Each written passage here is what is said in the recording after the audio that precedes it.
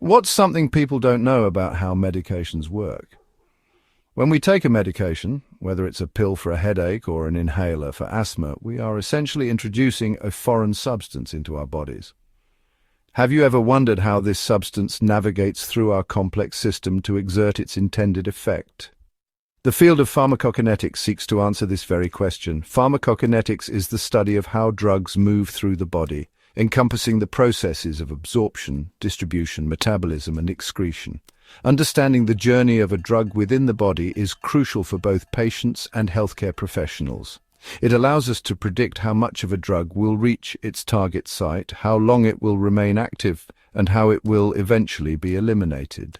By grasping these fundamental principles, we can optimize drug therapy, ensuring that patients receive the right dose at the right time for maximum benefit and minimal risk. In essence, pharmacokinetics provides a framework for understanding the intricate dance between drugs and our bodies, paving the way for safer and more effective medication use.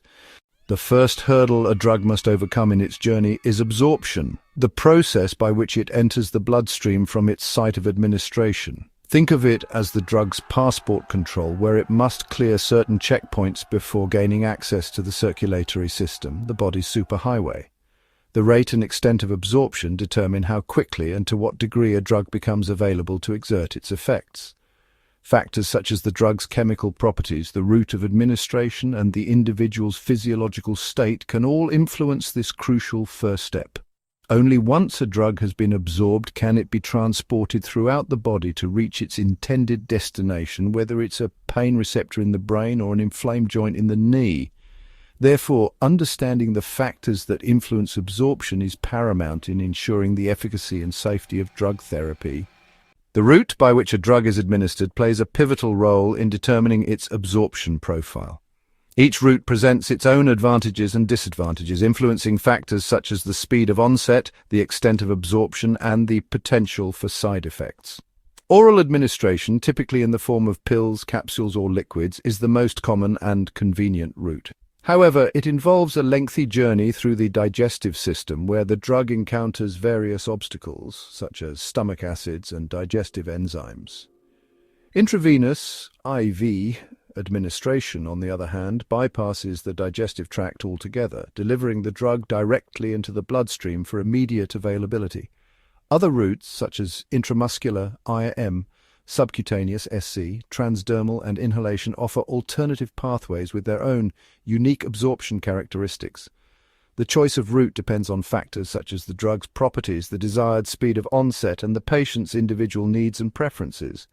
At a molecular level, drug absorption involves crossing biological membranes, the gatekeepers of our cells and tissues.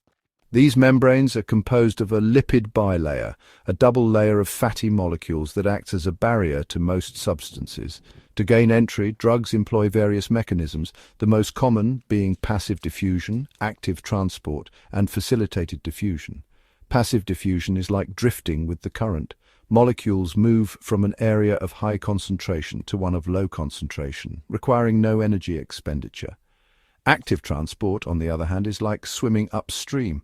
Molecules move against their concentration gradient, requiring energy to power the journey. Facilitated diffusion strikes a balance. Molecules hitch a ride on specialized carrier proteins that act as ferries across the membrane.